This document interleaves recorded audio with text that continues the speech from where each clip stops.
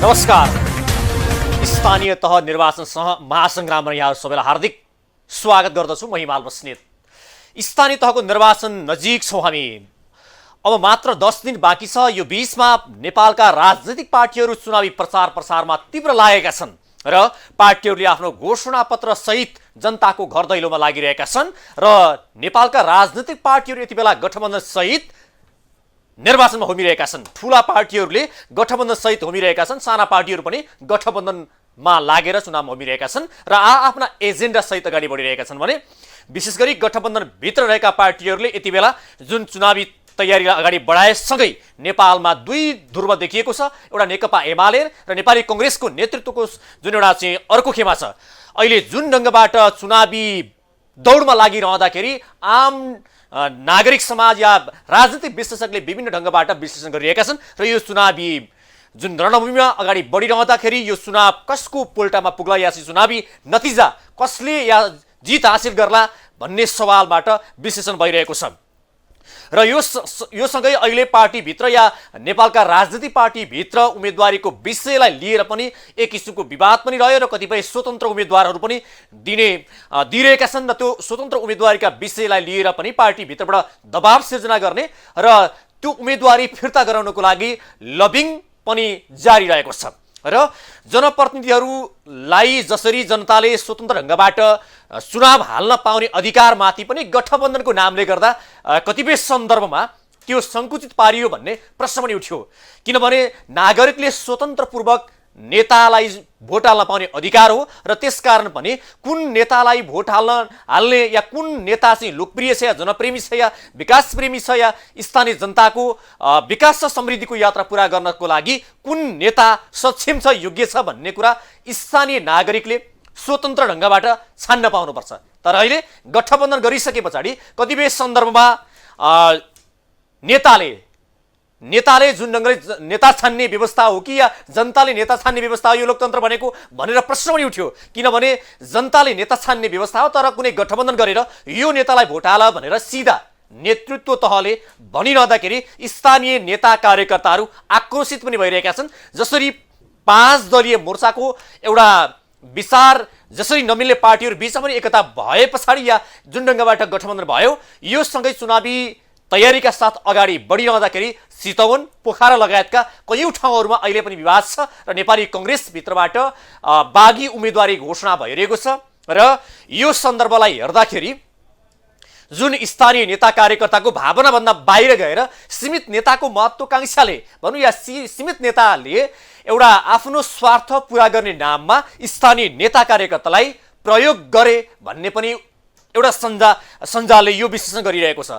र जुन ढङ्गबाट अहिले स्थानीय तहको निर्वाचनको महासंग्राममा होमिरहँदाखेरि अब छान्ने नेता जनताले कस्तो नेता छान्नुपर्छ र कस्तो नेतालाई नेतृत्व तहमा पुर्याउने भन्ने सम्बन्धमा स्थानीय जनता सतर्क रहनु आवश्यक छ। र जुन अहिलेको चाहिँ 5 वर्षको यो समय अवधिका लागि योग्य इमान्दार नेता छान्न सकेनौँ भने, योग्य इमान्दार नेता छान्न जनता एउपटक पनि चुके भने फेरि 5 वर्षको समय भनेको उही गलत पात्रको हातमा नेतृत्व पुग्यो भने स्थानीय तहको विकास र समृद्धि उजेला पर्न सक्छ। त्यसकारणले गर्दा अहिले जुन जनताको स्वतन्त्र मत हाल्न पाउने जुन अधिकारमाथि गठबन्धनको नाममा होस् या कुनै पनि दबाव प्रभाव बिना, कुनै व्यक्तिगत स्वार्थ बिना स्वतन्त्र ढङ्गबाट मत हाल्न सक्यौँ भने अबको स्थानीय तहको निर्वाचनले देशको विकास, स्थानीय तहको विकासमा केही सहयोग पुग्ला। जसरी निर्वाचन आयोगले पनि एउटा विवादास्पद अभिव्यक्ति दियो, त्यसलाई लिएर नेकपा माओवादी पार्टीले पनि विरोध गर्यो र यसपालि मतपत्र बलियो कागजमा छापिएको छ, छपाउने कोसिस नगर्नुस् भनेर जुन किसिमको अभिव्यक्ति दिइसके पछाडि अलि बढी चाहिँ नेकपा माओवादी केन्द्रबाट यसको विरोध भएको थियो र यो सन्दर्भलाई लिएर पनि एक किसिमले राजनीतिक वृत्तमा निकै छलफल पनि चलिरह्यो। र घोषणापत्रको कार्यक्रम र परियोजना कार्यान्वयनको चरण 20 अलि आकाश र जमिन जस्तो फरक छ भन्ने पनि छ। किनभने घोषणापत्रमा लेखिएका बुदाहरू अक्षरश लागू नहुने र त्यो चुनावी जितको लागि मात्रै घोषणापत्रहरू ल्याइने र ती घोषणापत्रका पोकाहरू निकै गुलिया र स्वादिला भए पनि त्यसको भित्र कुनै पनि किसिमको लागू हुने कुराहरू नहुने र त्यो सीमित ढङ्गबाट एउटा चुनाव को समय अवधिका लागि मात्रै ल्याइएका हुन्छन् भन्ने ढङ्गबाट नै विश्लेषण भएको छ र जुन यो 5 वर्षे कार्यकालभित्रमा नेताले गरेका प्रतिबद्धता स्थानीय जनप्रतिनिधिहरू र जसले उम्मेदवारी घोषणा गर्नुभएको छ उहाँहरूले गरेका प्रतिबद्धताहरू पुरा गर्ने आधार के त के चुनावका बेलामा गरिने घोषणा पत्रहरू पुरा हुन्छन् नै भन्ने आधार त पक्कै छैन। यदि ती पुरा नभए कुनै कारबाही गरिन्छ या कारबाही गर्नुपर्छ भन्ने कुनै संवैधानिक व्यवस्था छैन र कुनै व्यवस्था नभएको हुनाले चुनावी माहौलमा जनप्रतिनिधिहरू भनौँ या चाहिँ उम्मेदवारहरूले एउटा किसिमको महत्त्वकांक्षी घोषणा पत्रहरू सहित जनताको घर आँगनमा गइरहेका छन् र ती पुरा हुने आधार चाहिँ के छन् त भन्ने प्रश्न पनि उब्जिएको छ र कतिपय पार्टीहरूले स्थानीय स्रोत र साधनको मूल्याङ्कन नै नगरिकन स्थानीय स्रोत र साधनको जुन अवस्था नबुझिकन सीमित ढङ्गबाट जित्नकै लागि मात्रै महत्त्वकांक्षी घोषणा पत्र लिएर गएका छन् भन्ने पनि छ। यसमा चाहिँ पुरा हुनै नसक्ने स्थानीय स्रोत र साधनले धान्नै नसक्ने घोषणा पत्र सहित अहिले स्थानीय तहमा जुन ढङ्गबाट नेता कार्यकर्ताहरूले चुनावलाई प्रचार गर्नको लागिरहेका छन् यसमा जुन पुरा हुने जुन घोषणा पत्रहरू कति छन् र पुरा हुँदै नहुने विश्वासै गर्न नसक्ने घोषणा पत्रहरू कति छन् र जुन एक क्षणिक रूपमा जुन एक किसिमले भन्ने हो भने जनताको मन जित्नको लागि मात्रै ल्याइएका घोषणा पत्रहरू भनेको जनता भुल्याउने एउटा चाहिँ हतियार मात्रै हुन् भनेर पनि जनताले बुझ्न आवश्यकता पनि छ भन्ने एउटा ढङ्गको बुझाइ पनि छ।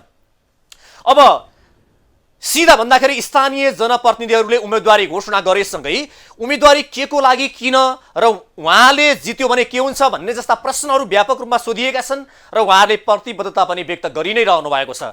मैले विजय प्राप्त गरेँ भने स्थानीय जनताको भावना माथि चोट आउने काम गर्दिन भन्ने प्रतिबद्धता त हुन्छ, तर त्यो प्रतिबद्धता लागू हुने आधार भनेको उनको कार्यशैली, उनको कार्यक्रम र भावी उनको काम गर्ने शैलीबाट मात्रै प्रमाणित भएर जानेछ।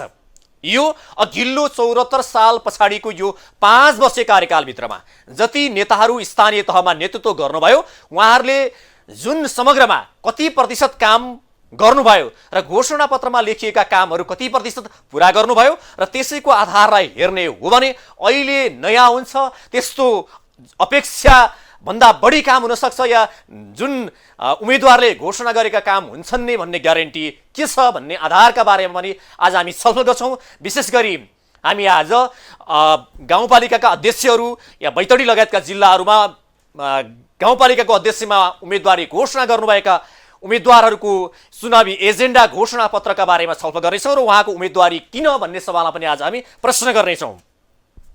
जसरी योभन्दा अगाडि पनि अलि चिल्ला कुरा गरेर जनतालाई जिल्ला पारियो भन्ने सवालका प्रश्न पनि उठे र जनतालाई यो पटक चाहिँ जिल्ला पार्न पाइँदैन, लेखिएका कुराहरू या बोलेका कुरा पुरा गर्नुपर्छ भनेर जनताहरूले यति बेला सजग सतर्क र प्रश्न गर्नुपर्ने बेला भएको छ र योभन्दा अघिल्लो पटक जुन किसिमको उधारो ढङ्गबाट घोषणा पत्र आयो र पुरा भएनन् र यो घोषणा पत्रहरू उधारो मात्रै हुने पुरा नगर्ने यो एउटा किसिमको रोग नेपाली राजनीतिक वृत्तमा देखिएसँगै जनता पनि सतर्क हुन आवश्यक छ र जुन ढङ्गले स्थानीय नेता कार्यकर्ताहरूले जुन एजेन्डा सहित अगाडि बढ्नुभएको छ उहाँहरूलाई प्रश्न गर्न पनि जनताले यो पटक छुटाउनुहुन्न।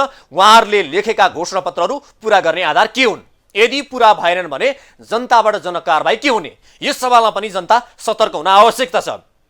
जसरी 5 दलीय गठबन्धन अगाडि बढिरहेको छ र जुन ढङ्गबाट गठबन्धन अगाडि बढ्ने उहाँहरूको उद्घोष थियो यो 5 दलीय दलका शीर्ष नेतृत्वले हस्ताक्षर सहित अगाडि बढ्ने प्रतिबद्धता व्यक्त गर्नुभएको थियो र त्यही ढङ्गबाट अगाडि बढेको भने देखिएन र विशेष गरी चितवनमा पोखरा लगायतका ठाउँमा विवाद जारी छ। त्यहाँ अहिले पनि नेपाली कांग्रेसका नेताहरूले बागी उम्मेदवार उठाइसके पछाडि ती नेताहरूलाई मनाउनको लागि नेतृत्व तहबाटै नै निकै पहल भयो, निकै मनाउनको लागि प्रयासहरू भए तर पनि फिर्ता भने भएको छैन, जसले गर्दा नेपाली कांग्रेस पार्टीभित्र एउटा पार्टीको एउटा साख जोगाउनको लागि, लोकतन्त्र बचाउनको लागि र स्थानीय तहमा नेपाली कांग्रेसलाई अझ बलियो बनाउनको लागि, मजबुत बनाउनको लागि, जनप्रिय बनाउनको लागि उम्मेदवारी घोषणा गर्न किन नपाउने भनेर उहाँहरूले प्रश्न पनि गर्नुभएको छ। एउटा पार्टी कसैको सीमित नेताको एउटा प्याउ होइन, यो सबै नेपाली कांग्रेसका नेता कार्यकर्ताको पार्टी हो भन्ने किसिमको उहाँहरूको एक किसिमको प्रश्न पनि रहेको छ।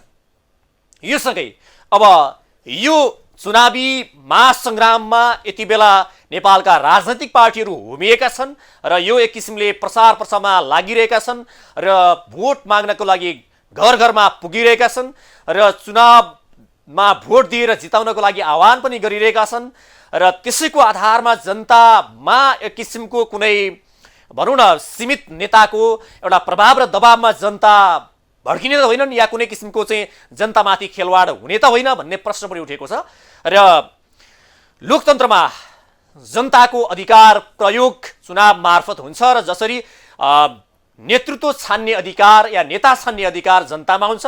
जनताले जस्तो नेता छान्यो त्यही नेता नेतृत्वमा पुग्ने हो र भोलि तिनै जनतामाथि सेवा गर्छु भनेर गएको नेताले सेवा गरेन या सेवक नभएर शासक जस्तो भयो भने ती जनताको गल्ती हुने कि नहुने भन्ने किसिमको प्रश्न पनि रहेको छ। जसरी कुन नेता कस्तो छ भन्ने राम्रोसँग जानकारी स्थानीय जनता हुनुपर्छ र हुन्छन् पनि। त्यसमा पनि विशेष गरी कुन नेताको योजना कस्ता छन्, कार्यक्रम कस्ता छन्, घोषणापत्र कस्ता छन् र यो नेताले जित हासिल गर्यो भने साँच्चै स्थानीय तहको विकास गर्न सक्ने आधारहरू के छन् त, या सीमित क्षणिक रूपमा लाभ प्राप्त गर्नको लागि मात्रै या नेताले आफू मात्रै बन्नको लागि मात्रै उम्मेदवारी घोषणा गरेको छ कि समाज बनाउनको लागि या त्यो क्षेत्र बनाउनको लागि उम्मेदवारी घोषणा गरेको छ, त्यो भने पनि जान्न आवश्यकता छ। तर अहिलेको यो स्थानीय तहको निर्वाचन नजिक छौँ हामी। अब वैशाखको 30 गते चुनाव हुनेछ र जुन जेठको 6 गते नयाँ नेतृत्व पाउनेछन् प्रत्येक स्थानीय तहले। त्यो सँगै नयाँ नेतृत्व आइसके पछाडि योभन्दा अघिल्लो पटकको र अहिले पछिल्लो पटक के फरक हुन सक्ला, के फरक कार्य होलान्, के फरक एजेन्डा सहित अगाडि बढ्लान् र जनताले नयाँ र फरक र प्रतिगामी भनौँ या किसिमको प्रगतिशील ढङ्गबाट के पाउँछन् स्थानीय स्तरमा।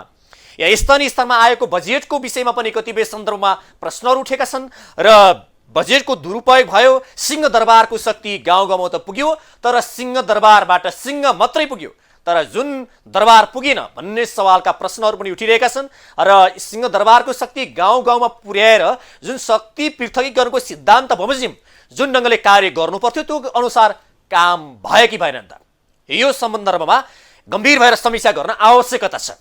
अहिलेको यो 5 वर्षीय कार्यकालमा कस्तो नेतृत्वलाई पठाउने यो सम्पूर्ण अधिकार नेपाली जनतामा छ। नेपाली जनतामा रहेको अधिकार जनताले पनि विवेक प्रयोग गरेर या विवेक पुर्याएर प्रयोग गर्न सकिए भने मात्रै जनताले अपेक्षा गरे अनुसार काम होला। कतिपय सन्दर्भमा सिधा अर्थमा इमान्दार नेता कार्यकर्ता या चाहिँ भनौँ नेतृत्वभन्दा बाहिर रहँदाखेरि इमान्दारी देखिएको नेताले पनि कहिलेकाहीँ नेतृत्वमा पुगिसकेपछि गलत किसिमको रवैया र हरकत गर्ने गरेका कैयौँ उदाहरणहरू पनि छन् र त्यसमा कमिटमेन्ट गराउनु आवश्यकता पनि छ। स्थानीय जनताले काम गर्नकै लागि आएको जनप्रतिनिधिहरूले साँच्चै जनता सामु कमिटमेन्ट गराउन आवश्यक छ र धेरै ठुला ठुला एक किसिमको भ्रामक सपना देखाएर चुनाव जित्नु भनेको पनि जनतामाथि घात गर्नु हो। क्षणिक रूपमा जनताको एउटा किसिमको मनोविज्ञानलाई डाइभर्ट गरेर चुनाव जितिन्छ भन्ने मानसिकता लिएर हिँड्नु भनेको पनि पक्कै पनि स्थानीय जनताको एउटा अधिकारमाथि या जनताको एउटा भावनामाथि खेलवाड गर्नु नै हो। त्यसकारणले पुरा गर्न सक्ने एजेन्डा सहित मात्रै अगाडि बढ्न आवश्यक छ। यदि पुरा गर्न सक्ने एजेन्डा छैनन् भने या पुरा गर्न सक्ने एजेन्डा छैनन् भने ती नबोल्दा राम्रो। यदि पुरा गर्न सकिनेछन् भन्ने मात्रै ती एजेन्डाहरू सहित स्थानीय जनतालाई ती एजेन्डा ती घोषणापत्र लिएर जानु पक्कै पनि सान्दर्भिक होला।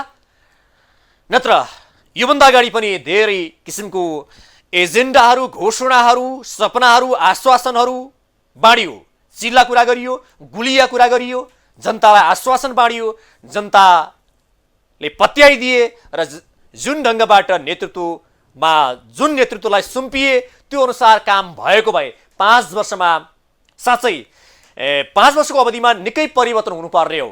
परिवर्तन भएकै छैन भन्ने पक्कै होइन, तर जसरी जुन ढङ्गबाट घोषणापत्रमा लेखिएका एजेन्डाका कुरा गर्ने हो भने साँच्चै धेरै परिवर्तन हुन सक्थ्यो या धेरै परिवर्तन जनताले पाउँथे या त्यो महसुस गर्न सक्थे। तर घोषणापत्रमा लेखिए अनुसार काम भने पटक्कै भएका छैनन्।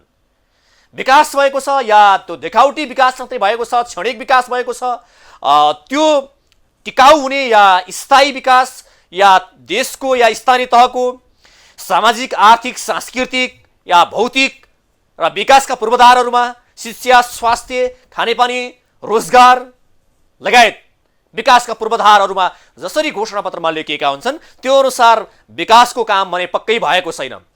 स्थानीय स्तरका जनताहरू अहिले पनि आक्रोशित छन्। सीमित नेताको नजिकका मान्छेहरूलाई मात्रै फाइदा हुने काम भयो र जसले मतदान गरेर मतलाई दान गरेर जिताए, एउटा अमूल्य आफ्नो दान दिएर नेतृत्वमा पुर्याए, उनीहरूले चाहिँ त्यो दानको दुरुपयोग गरे भन्ने किसिमको एउटा गुनासो स्थानीय जनताको अहिले पनि छ।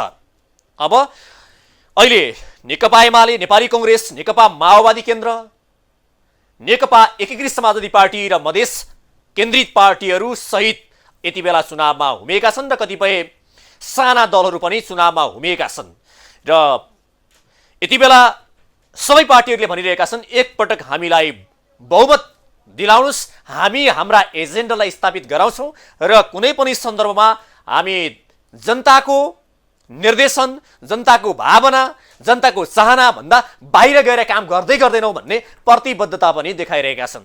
र यो प्रतिबद्धता कति समयसम्मको लागि हो? त्यसैगरी यो घोषणापत्र कति समयको लागि हो? के घोषणापत्र भनेको चुनावको समयको लागि मात्रै, चुनावी प्रचार प्रसारको लागि मात्रै, या चुनावको समयमा जनतालाई आफ्ना एजेन्डा या भ्रामक सपना बाँड्नका लागि मात्रै हो, या ती घोषणाहरू 5 वर्ष अवधि भित्रको लागि एक एक गरी पूरा गर्नको लागि हो? यसको बारेमा पनि अहिले नेपालका राजनीतिक पार्टीहरू गम्भीर भएर समीक्षा गर्न आवश्यक छ। यदि धेरै ठूला सपना देखाएर एउटा दुईटा पनि सपना पूरा गर्न नसक्ने हो भने त्यो भ्रामक समाचार जुन किसिमको एजेन्डा लिएर हिँड्ने पार्टीहरूप्रति नेपाली जनताले एकपटक गम्भीर भएर सोच्न आवश्यकता छ।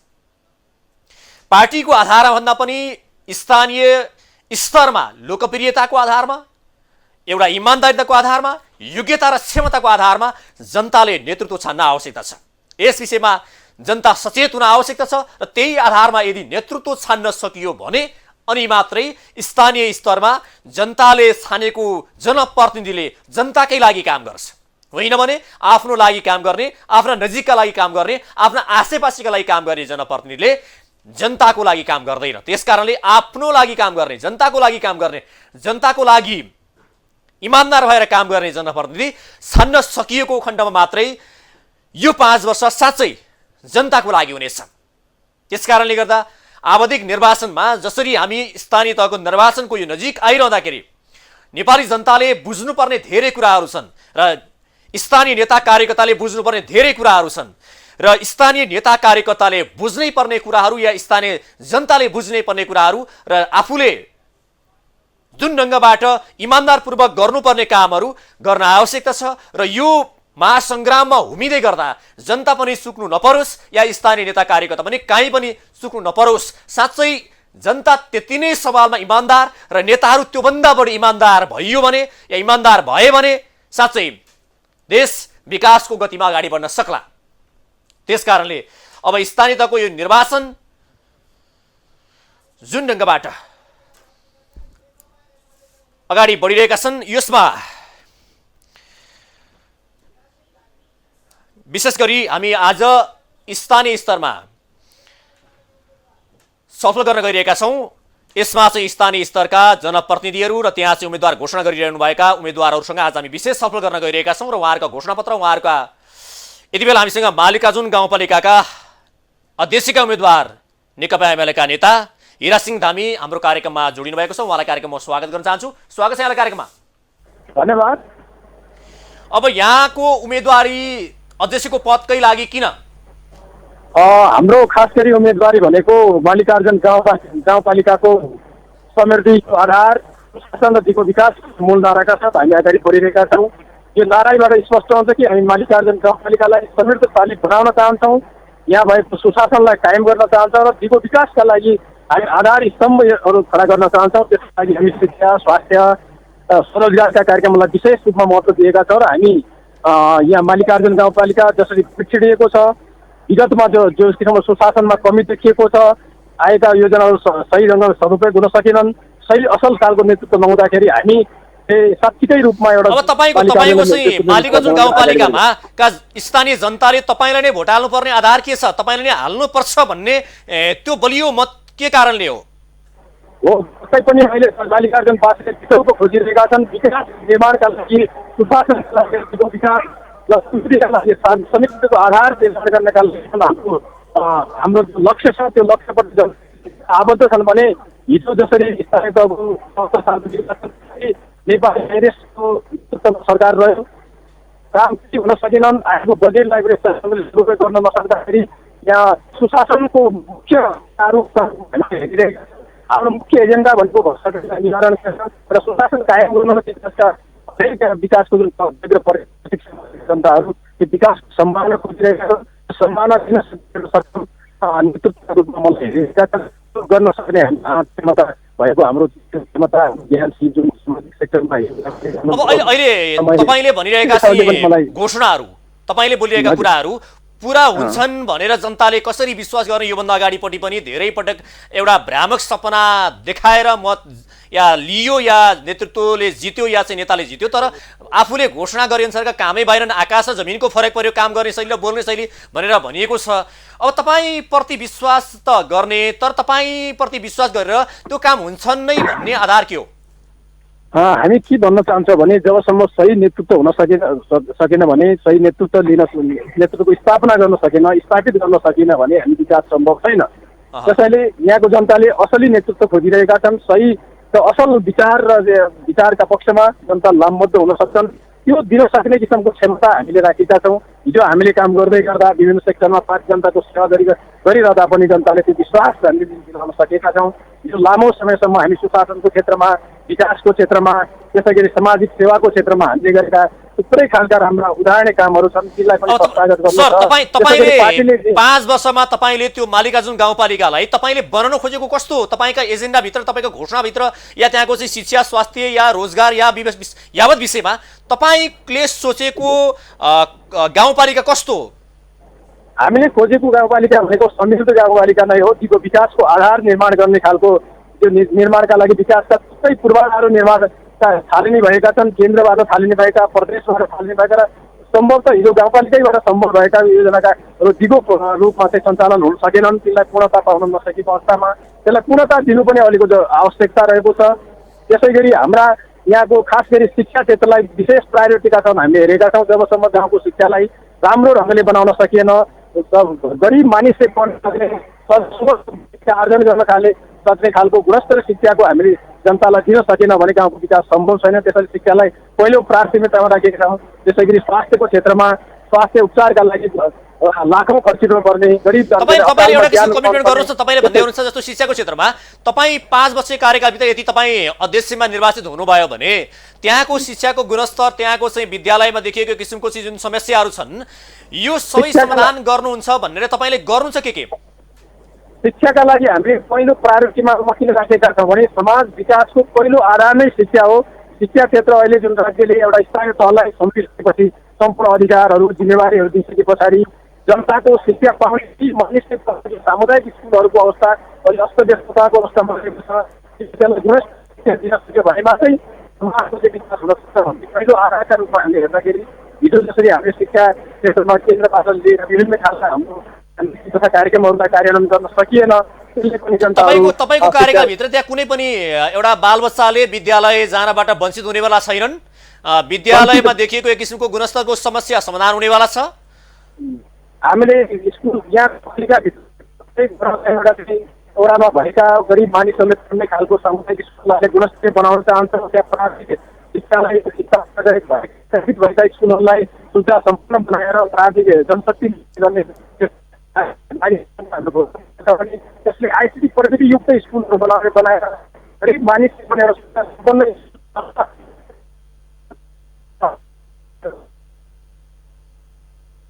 हजुर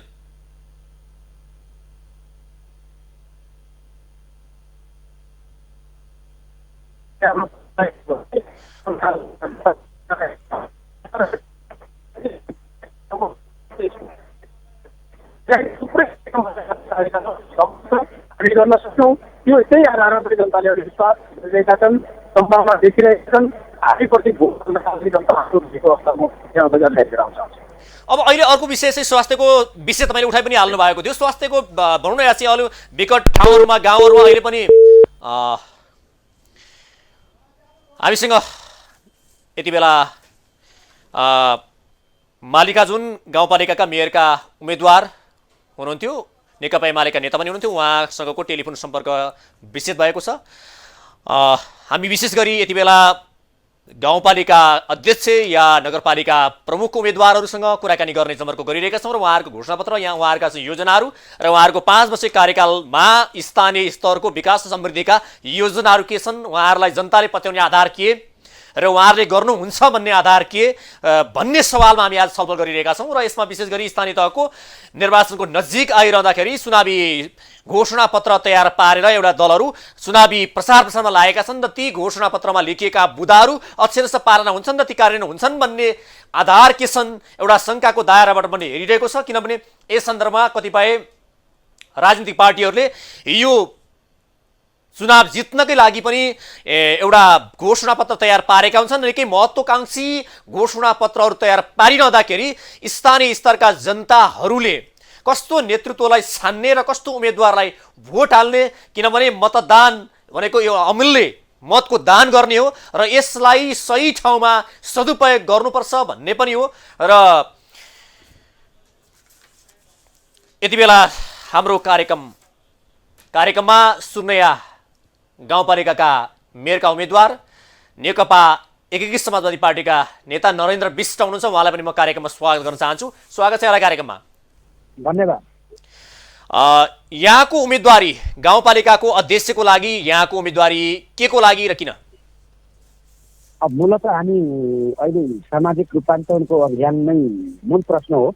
हजुर, अहिले सङ्घीय लोकतान्त्रिक गणतन्त्र नेपाल मा हामीले पहिलो पटक 2074 स्थानीय तहको निर्वाचन गरिसके पछाडि अहिले स्थानीय तहमा थुप्रै ठाउँहरूमा, यहाँ मात्र होइन देशभरि व्यक्तिहरू देखिएर त्यसलाई राम्रो ढङ्गले ती तहहरू परिचालित भएनन्, जनताको पक्षमा तिनले काम गरेनन् भन्ने तमाम गुनासाहरू छन् र तिनका विरुद्ध कमसेकम चाहिँ स्थानीय तह जनताको घर दैलोमा रहेको सरकार हो र त्यो अनुभूति दिनुपर्छ भन्ने हिसाबले मैले उम्मेदवारी दिएको छु। जस्तो त्यो गाउँपालिकामा अन्य उम्मेदवारहरू पनि हुनुहुन्छ, जो अन्य उम्मेदवार भन्दा या तपाईँले के फरक गरेर देखाउन सक्नुहुन्छ? तपाईँसँग त्यस्तो एजेन्डा के छन्? अब सुर्नैया गाउँपालिका बैतडीको यो एउटा पालिकाहरूमध्येको हो र यो यति प्रचुर सम्भावना भएको पालिका हो जहाँ प्राकृतिक सम्पदा, भौतिक सम्पदादेखि लिएर तमाम सम्पदाहरू छन्। यहाँ तमाम जङ्गल छ, यसमा जल छ, जमिन छ, उत्पादन योग्य भूमि छ, यहाँको जनशक्ति त्यत्तिकै चाहिँ क्रियाशील जनशक्ति छ। यसलाई प्रयोग गरेर चाहिँ मान्छेहरूलाई चाहिँ जुन अहिलेसम्म निर्वाहमुखी खेती प्रणालीमा मान्छे रहेका छन् त्यसलाई व्यावसायिक बनाउने र मजदुरहरू जो अदक्ष छन् त्यसलाई दक्ष बनाउँदै तिनीहरूलाई चाहिँ अझ झन् परिष्कृत बनाउँदै लिएर जाने स्वरोजगारका अवसरहरू यही भित्रबाट खोज्न सकिन्छ भन्ने आशयका साथ हामीले प्लानिङ गर्न खोज्दैछौँ। घोषणापत्र पनि तयार पार्नुभयो, अहिले घोषणापत्र लिएर तपाईँ चुनावी प्रचार प्रसारमा लाग्नु भएको छ। तपाईँले गरेका घोषणाहरू चाहिँ के हुन् त्यहाँको क्षेत्रको विकासको लागि? यहाँको सन्दर्भमा अहिले पनि सुर्नैया गाउँपालिकामा यो पालिकाभरि केही 2-3 वडाहरू अझै पनि बत्ती पुगेको छैन, अहिले पनि अँध्यारोमै रहेको स्थिति छ।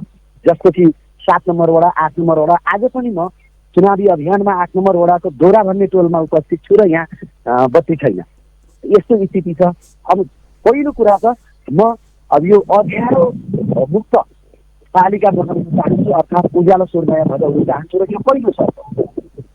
त्यसदेखि बाहेक यो शिक्षाका क्षेत्रमा पनि अत्यन्त कमजोर क्षेत्र, त्यसबाट चाहिँ शिक्षालाई प्राथमिकता साथ शिक्षामा लगानी गर्ने मैले आफ्नो विषयहरू अगाडि सारेको छु। त्यस्तै गरी यातायातका क्षेत्रमा अहिले पनि गाउँ गाउँ बस्तीलाई यातायातको पहुँचमा पुर्याउनका निम्ति हामीले प्लानिङ गर्छौँ र त्यसको पनि यहाँ समस्या छ।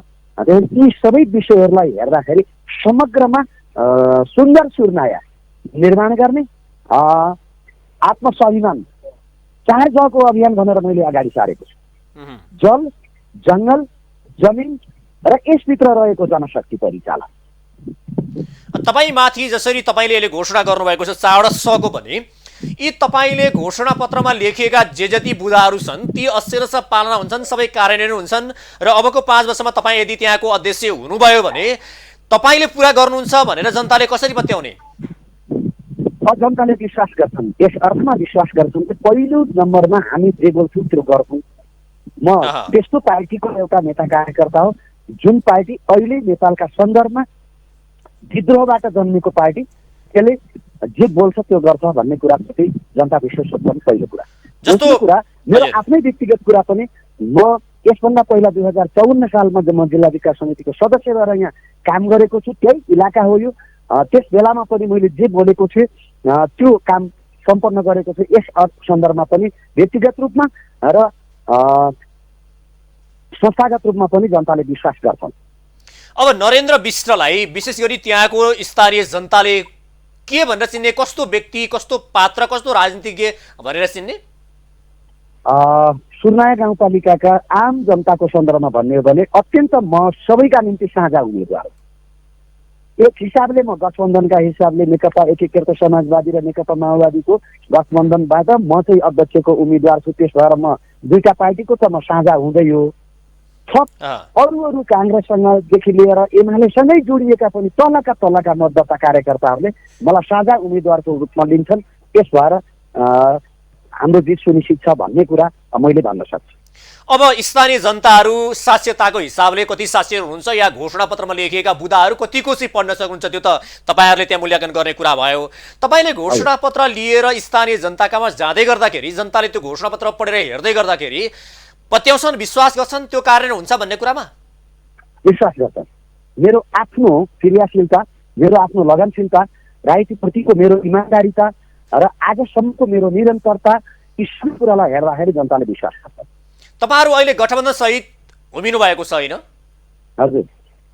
अब तपाईँहरूको पार्टी नयाँ आया चाहिँ एउटा किसिमले भन्ने हो भने अलिकति पहिलो पटक निर्वाचनमा जाँदैछ। अब एउटा किसिमले तपाईँहरू नयाँ पनि हुनुहुन्छ। तपाईँहरू एक्लै अगाडि बढ्दाखेरि चाहिँ जित हासिल गर्न सकिँदैन भन्ने निष्कर्षमा पुग्नु भएको? त्यस्तो त होइन। कुरा के हो भने अहिलेको राष्ट्रिय राजनीतिभित्र देखा परेको यो जे स्थितिको विकास हो त्यसले एउटा चाहिँ हामी गठबन्धनमा जानुपर्छ भन्ने हो। अब गठबन्धन भने हामीले वामपन्थी गठबन्धन, नेपाल कम्युनिस्ट पार्टी एकीकृत समाजवादी र नेपाल कम्युनिस्ट पार्टी माओवादी केन्द्रको काम गठबन्धन बनाएका छौँ। हिजो पनि हामीले पार्टी एकता गरेको हो नि। नेपाल कम्युनिस्ट पार्टी नेकपा बनाउँदाखेरि यही पार्टीको दुईटाको बिचमा एकता भएको थियो। त्यही शक्तिलाई हामीले कायम राख्दै निर्वाचनको मैदानमा गएका छौँ। त्यसैले यसलाई चाहिँ अन्यथा अर्थमा लिन आवश्यक छैन भन्ने लाग्छ मलाई। अब अन्तिममा घोषणा पत्रहरू र घोषणा गरिने पत्रहरू, जसरी घोषणा गरिने पत्र मात्रै त हुने होइन भन्ने प्रश्न पनि उभिएको छ। तपाईँहरूले गरेका घोषणाहरू घोषणा गरेका पत्र मात्रै त हुँदैनन् नि? त्यस्तो हुँदैन। म तपाईँको यो लोकप्रिय मिडिया मार्फत म आग्रह गर्न चाहन्छु, सबै मतदाताहरूलाई आग्रह गर्न चाहन्छु कि घोषणा पत्रमा जे हामीले उल्लेख गरेका छौँ र निर्वाचनको मैदानमा जाँदाखेरि हामीले जे वचनबाचा गरेका छौँ त्यो 5 वर्षमा हामी पुरा गर्छौँ। हामीले यो भनिरहँदाखेरि मैले के पनि बुझिरहेको छु भने मैले अहिलेको निर्वाचन मात्रै लडिरहेको छैन। मेरो पार्टी अहिलेको निर्वाचन मात्रै लड्दैन, भोलि 5 वर्ष पछाडि पनि निर्वाचन आउँछ, 5 वर्ष पछाडि पनि पार्टी निर्माण हुन्छ। यसकारण मैले चाहिँ यी सबै कामहरू मैले जे बोल्दैछु, हाम्रो गठबन्धनले जे बोल्दैछ, हाम्रो टिमले जे बोल्दैछ, जे हामीले घोषणापत्रमा अगाडि सारेका छौँ हाम्रो विषय, ती कार्यान्वयन गर्न हामी अत्यन्त इमान्दारिताका साथ प्रतिबद्ध छौँ भन्ने कुराको म आग्रह गर्न चाहन्छु। हस्, कार्यक्रममा जोडिनुभयो, यहाँलाई धेरै धेरै धन्यवाद छ। हस्, धन्यवाद। हामीले कुराकानी गरेका थियौँ मालिकाजुन गाउँपालिकाका, सुर्ने गाउँपालिकाका अध्यक्षका उम्मेदवार नरेन्द्र विष्ट। हामी विशेष गरी स्थानीय तहका जनप्रतिनिधिका उम्मेदवारहरूसँग कुराकानी गर्ने जमर्को गरिरहेका छौँ र यति बेला दलहरू चुनावी प्रचारमा लागिरहेका छन् र घोषणापत्र सहित अगाडि बढिरहेका छन् र तिनै घोषणापत्रको बारेमा हामी केन्द्रीकृत भएर कुराकानी गर्ने प्रयास गरिरहेका छौँ। घोषणापत्रमा लेखिएका घोषणाहरू पत्र मात्रै हुने हुन् कि भन्ने पनि छ, या चुनाव सकिसके पछाडि त्यो एउटा फोहोरको डङ्गुरमा मात्रै मिसिने त होइन भन्ने एउटा आशंका जन्मिएको छ। ती घोषणा गरिएका घोषणापत्रहरू अक्षरशः पालना हुने हुन् कि होइनन् भन्ने शङ्काको दायराका बीचमा हामी विशेष गरी त्यहाँका अध्यक्ष या उम्मेदवारहरू हुनुहुन्छ या चाहिँ मेयरका उम्मेदवारहरू या नगरपालिकाका मेयर या गाउँपालिकाका अध्यक्ष लगायतका जनप्रतिनिधिहरूका उम्मेदवारहरूसँग कुराकानी गर्न खोजिरहेका छौँ र उहाँहरूले गरेका प्रतिबद्धताहरू कति पुरा हुन्छन् त यो भने 5 वर्षीय कार्यकालभित्र हेर्नुपर्ने हुन्छ। विशेषतः स्थानीय तहको यो निर्वाचन जनताले नेता छान्न पाउने व्यवस्था या जनताद्वारा नेता कस्तो नेता छान्ने भन्ने अधिकार जनतामा निहित हुन्छन्। जनता सार्वसत्ता सम्पन्न छन् र एउटा स्वतन्त्र ढङ्गबाट नेतृत्व छान्न गइरहँदाखेरि कतै जनता या कार्यकर्ता या स्थानीय नेता कार्यकर्ता भनौँ या जनताहरूमाथि कुनै नेताको दबाव प्रभावबाट यो निर्वाचनमा कुनै किसिमको त्यो भान नपरोस् भन्ने पनि चाहना हो र स्वतन्त्र ढङ्गबाट जनताले आफूले रुचाएको आफूले चाहेको नेतालाई भोट हाल्न पाउनुपर्छ। त्यसो हुन सक्यो भने मात्रै योग्य इमान्दार नेतृत्व अगाडि आउनेछ।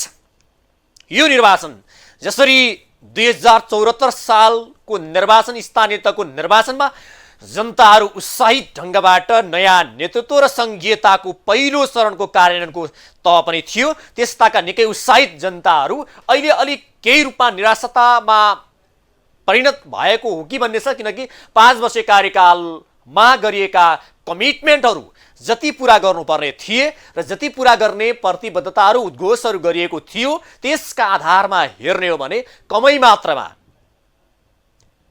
भएका छन् भन्ने पनि छ। त्यसमा जुन एउटा गाउँपालिकाले गर्नुपर्ने एउटा कार्य पद्धति दायरा यावत कुरा र सङ्घले दिने अधिकार कर्मचारीको कुरा रह्यो, कानुनका कुरा रहे, यावत विषयमा चाहिँ स्थानीय तहलाई कमजोर बनाउन खोजियो र सङ्घीयता विरोधीहरूले सक्रिय भएर अहिले पनि सङ्घीयता असफल बनाउन खोजिरहेका छन् भन्ने आरोप पनि गणतन्त्रवादी नेताहरूले गरिरहनु भएको छ।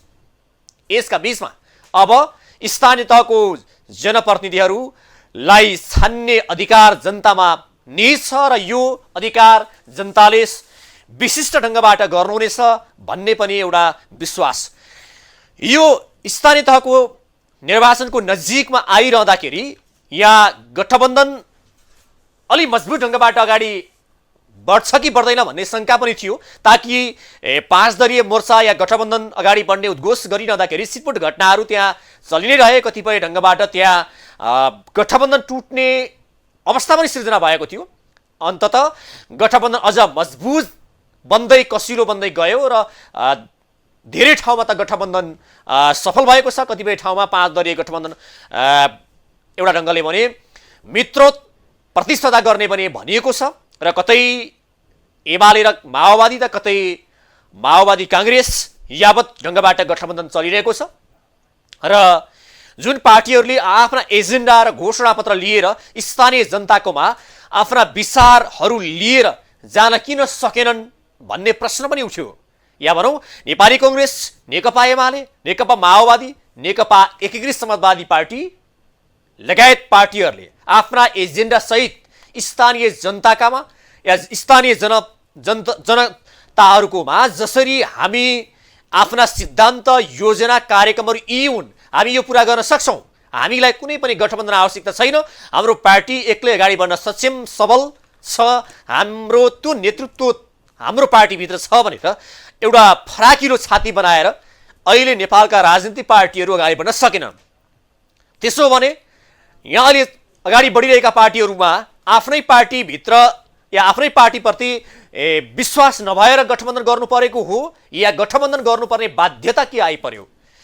गठबन्धन गर्दाखेरि कुन पार्टी लोकप्रिय रहेछ र कुन पार्टीलाई जनताले मन पराउँदा रहेछन्, कुन पार्टी सबैभन्दा लोकप्रिय छ भनेर जनताले छान्न पाउने एउटा अधिकार भनौँ या गठबन्धनको नाममा त्यो सङ्कुचित भयो र गठबन्धनको नाममा यो नेतालाई भोट हाल यसैलाई हाल्नै पर्छ भनेर भन्नु एउटा चाहिँ अलि लोकतान्त्रिक देशमा लोकतान्त्रिक प्रणालीमा अलि अशोभनीय भयो कि भन्ने प्रश्न पनि उठ्यो र सिधा पार्टीहरू सिङ्गल अगाडि बढेका भए या काङ्ग्रेस एमाले माओवादी यावत पार्टीहरू कुन लोकप्रिय छ, जनताले कुनलाई मन पराउँछन् भनेर सिधा त्यसको परिणाम अगाडि आउने थियो। तर अहिले त्यो किसिमको अवस्था देखिएन।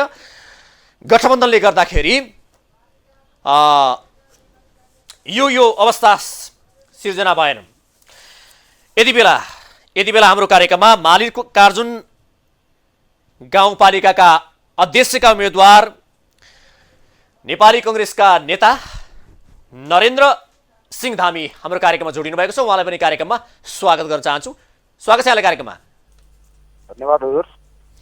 अब तपाईँ मल्लिकार्जुन गाउँपालिकाको मेयरको उम्मेदवारी दिनुभएको छ, तपाईँको उम्मेदवारी किन?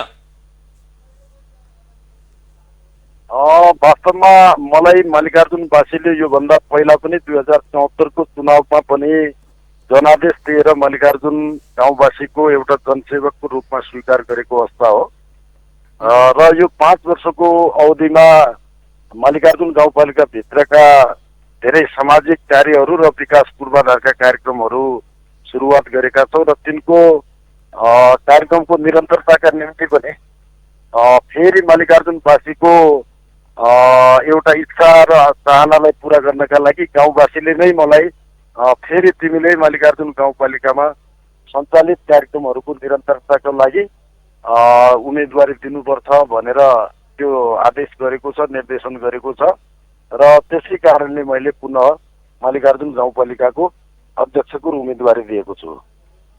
त्यसो भए योभन्दा अघिल्लो पटक तपाईँ अध्यक्षमा विजय हुनुभयो र तपाईँले 5 वर्ष कार्यकालभित्रमा कति काम गर्नुभयो, कति पर्सेन्ट काम पुरा गर्नुभयो र अब कति काम बाँकी छन् र तपाईँले उम्मेदवारी दिनुभयो?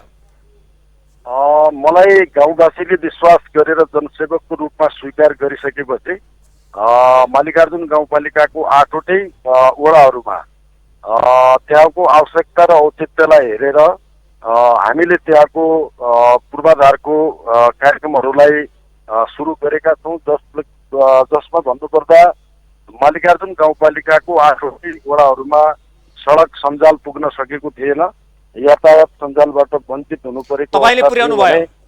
हजुर, मैले सडक तपाईँको पुर्याएको छु। 18वटा सडकहरू सञ्चालनमा रहेका छन्।